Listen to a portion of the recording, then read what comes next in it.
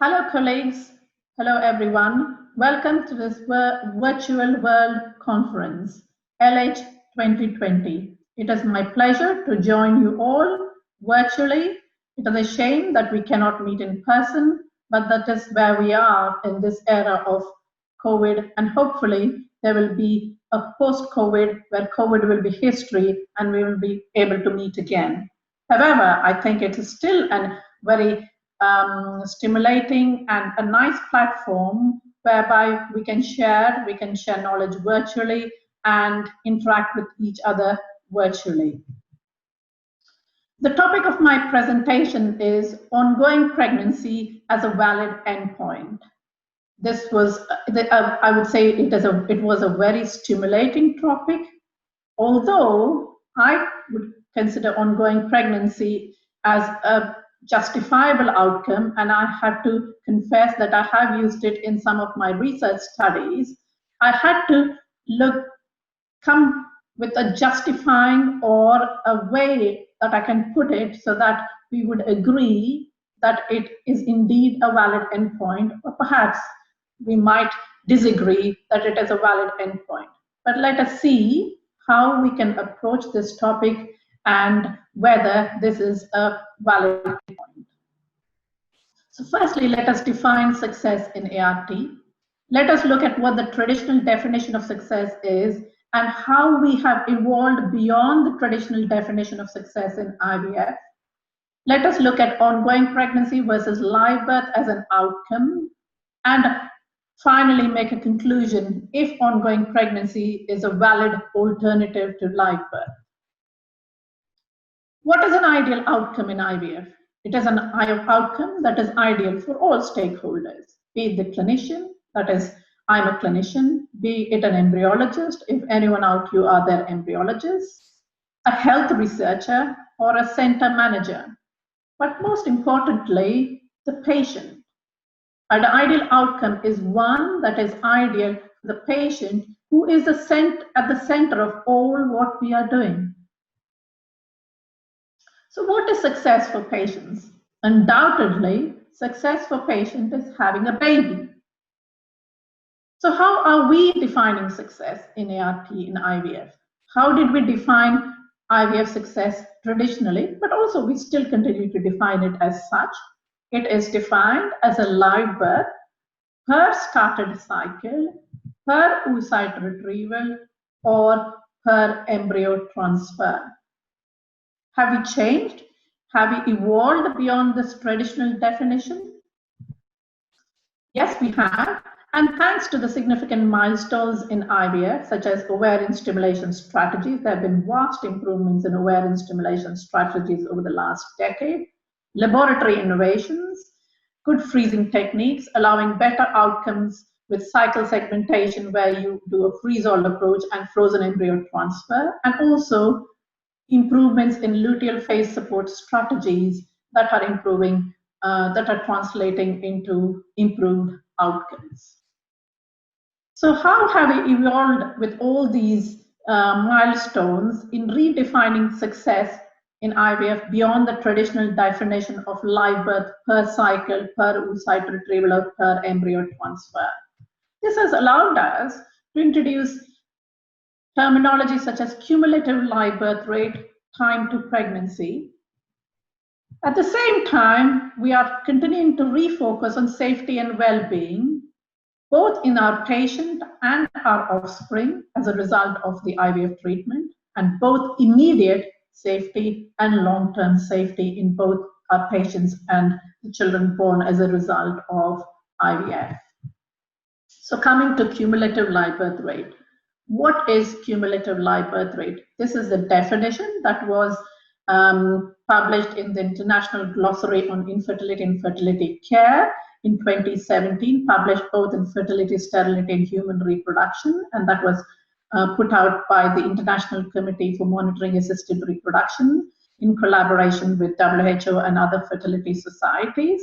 And as defined, cumulative live birth rate is a live birth resulting from one started IVF cycle or one aspirated IVF cycle, which includes all cycles in which the fresh and of frozen embryos created from that cycle are transferred, and it is censored when the first live birth occurs. When there is no live birth, it is the endpoint is until all the embryos created from that cycle are transferred. And time to pregnancy. Time to pregnancy is increasingly recognized as an important outcome measure of effectiveness, and a short time to pregnancy reduces patient burden and also cost effectiveness. And decreasing patient burden and cost, making it more cost effectively to less patient dropouts, and indirectly more patients are able to achieve their outcome of interest, which is have a baby as a result of the treatment. And we discussed this in an opinion paper that came out recently in Human Reproduction that I put out on this slide. So how do we define certain terminologies which we use routinely day in and day out? In our clinical practice, when we are talking with each other, when we are explaining to our patients, or even in our research papers. So let us look at the definitions, the standard definitions as in the ICMAT glossary that I showed previously, published in 2017. So live birth is defined as complete expulsion or extraction from a woman of a product of fertilization after 22 completed weeks of gestational age, and that is how they define it, 22 weeks of gestational age, beyond 22 weeks, which after such separation breeds or shows any other evidence of life. And you can see what the other evidence of life that are mentioned here. So it's beyond 22 completed weeks of gestation.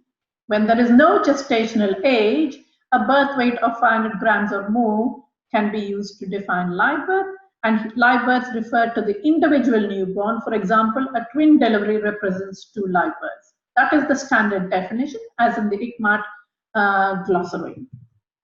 And what is the definition of delivery? Because many a times we use terms interchangeably and probably they don't mean the same. So what is delivery? Delivery is complete expulsion or extraction from a woman of 1 or more fetuses after at least 22 completed weeks of gestational age, irrespective of whether they are live births or stillborn. So in the previous, they had to be live born because it was, the definition was live birth. Delivery, it can be live births or stillborn. A delivery of either single or multiple newborn is considered as a single delivery. So it is one event. So whether it is singleton or twins, it is one delivery. So it is one delivery event, whereas in the live birth, in the previous one where we looked at the live birth, in the previous one where we looked at the live birth, here we are looking at saying that live birth refers to an individual newborn, and if it is 2, then it counts as 2. But delivery is different to that, as you can see in this slide. What is delivery rate? Delivery rate is the number of deliveries per 100 initiated, aspirated, or embryo transfer cycles, and that is how we define in our IVF programs. And what is live birth delivery rate? So we define live birth, we define delivery, we define delivery rate. What is live birth delivery rate? Live birth delivery rate is the number of deliveries that resulted in at least 1 live birth per 100 initiated, aspirated, or embryo transfer cycles. So you can see the difference between the 3 definitions. They're not one and the same. There are important differences, whether it is live or whether it was live and stillbirth, and also the number of events that are counted. So what are the other definitions? Clinical and ongoing pregnancy. The ICMAT WHO glossary has no definition for ongoing pregnancy. In fact, when I was doing this presentation, although I have a definition of ongoing pregnancy which I use, when talking to patients or looking at, in my papers, there was actually no standard definition I could find for ongoing pregnancy, and the ICMAT glossary did not define ongoing pregnancy. It did define clinical pregnancy, and it defined clinical pregnancy as a pregnancy diagnosed by ultrasonographic visualization of one or more gestational sacs or definitive clinical signs of pregnancy, and includes a clinically documented ectopic pregnancy. So it also includes an ectopic pregnancy. And clinical pregnancy with fetal heartbeat, so they define these two in the ICMAD glossary, is a pregnancy diagnosed by ultrasonographic or clinical documentation of at least one fetus with a heartbeat. So how do we define ongoing pregnancy? There are various definitions used in published research, and the commonly used definitions of ongoing pregnancy are viable intrauterine pregnancy of at least 12 weeks duration confirmed on an ultrasound scan, or a pregnancy of 20 or more weeks gestation. So these are the two common definitions that I came across, or looking at the literature in defining ongoing pregnancy. So now let us look at primary outcome and why a primary outcome is important. Primary outcome in research studies, and why is it important? A primary outcome is a planned outcome measure that is important for evaluating the effect of an intervention or a treatment. And the primary outcome measure the main reason why you're doing or conducting your study. So if you want to compare one type of treatment against another type of treatment, or one type of treatment against no treatment, you have to set your primary outcome and see if this treatment or intervention makes a difference. And that is the main reason you're doing your study, because you want to see if there is any difference in the primary outcome. And the primary outcome is used in power calculations. So what is the advantage of ongoing pregnancy as an outcome over live birth? So ongoing pregnancy versus live birth as primary outcome. The incidence of ongoing pregnancy is higher. Obviously, ongoing pregnancy comes earlier than a live birth. Therefore, the incidence is higher. If there were any losses to happen later on, pregnancy losses to happen later on. Because it is higher, the incidence of ongoing pregnancy is higher than live birth rate, it reduces the required sample size. And we all would agree that a smaller sample size makes it easier to conduct research. There is lesser costs and lesser time involved. The other advantages of ongoing pregnancy as an outcome over live birth are that the results can be available earlier in the context of an RCT, up to 6 months earlier. An earlier availing of results is better for both patients and clinicians. Therefore, you can, or if there is something which shows a trend towards benefit, say, it is known quicker for the benefit of both patients and clinicians. And also, on the other side, if there is no benefit, or there is an adverse outcome, again, we have the results earlier and we can act upon it accordingly. Also, the other advantages are that it is less subject to random error not related to the treatment under study. And excluding the effect of pregnancy loss between ongoing pregnancy and live birth leads to less uncertainty around conclusions. And the loss to follow-up is less of an issue, because ongoing pregnancy, you can stop the study 6 months earlier compared to live birth. Stop measuring the study outcome. I think it would still be ideal to follow up to live birth, but in settings whereby patients come from different regions, and you don't necessarily have the ability to follow up until live birth, you still have the outcome of ongoing pregnancy.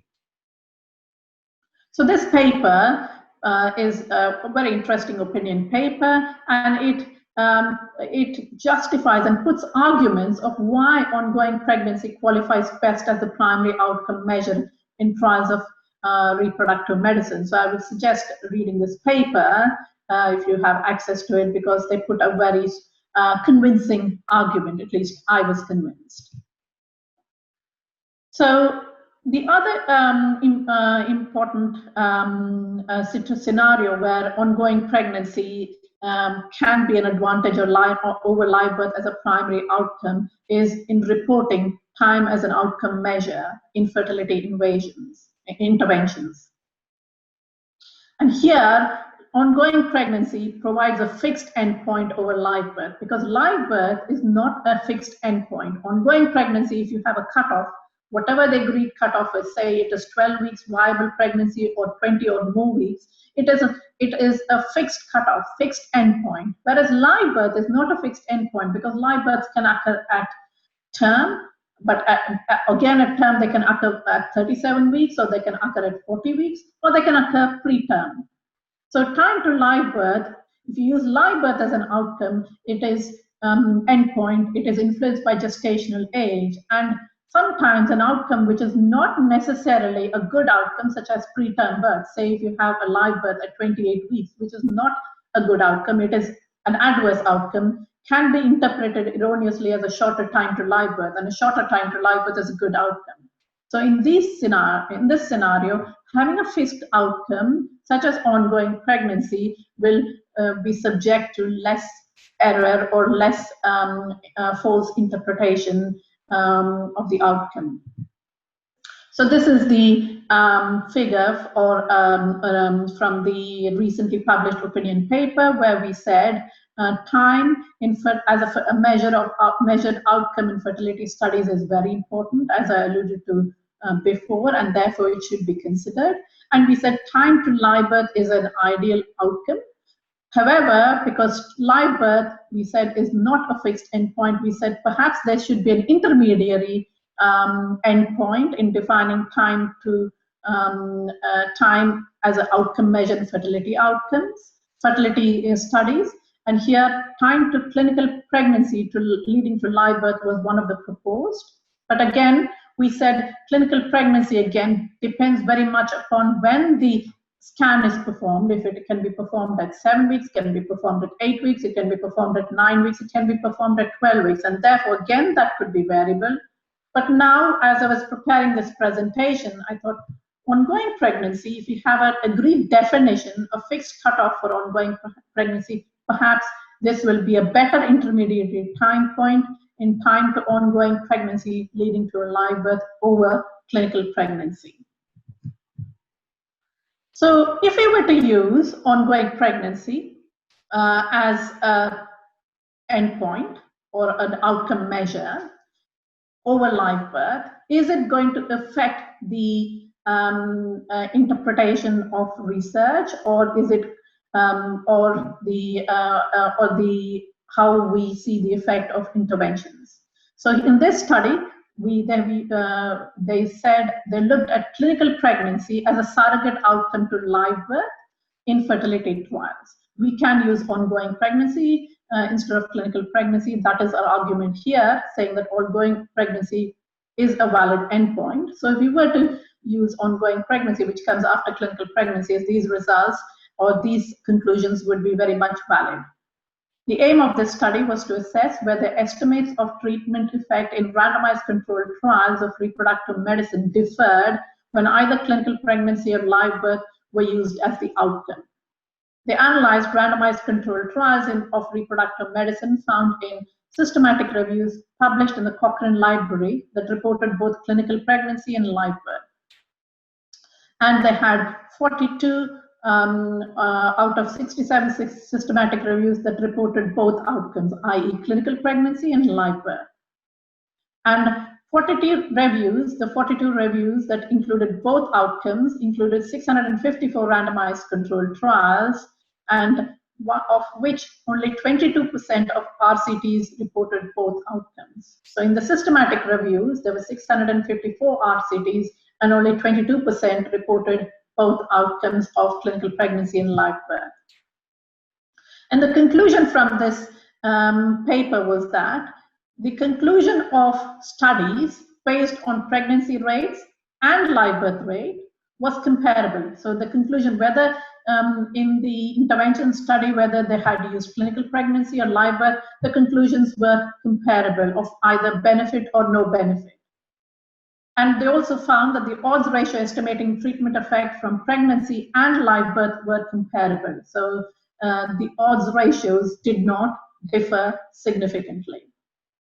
So they concluded that comparison between treatment groups will not be compromised based on the endpoints, whether you use clinical pregnancy and live birth. And therefore, we can say that it very much would apply to ongoing pregnancy. If we were to use ongoing pregnancy instead of live birth as the primary outcome or the primary endpoint. So clinical pregnancy versus with fetal heartbeat. So we can say in the previous study showed that the clinical pregnancy is a valid outcome.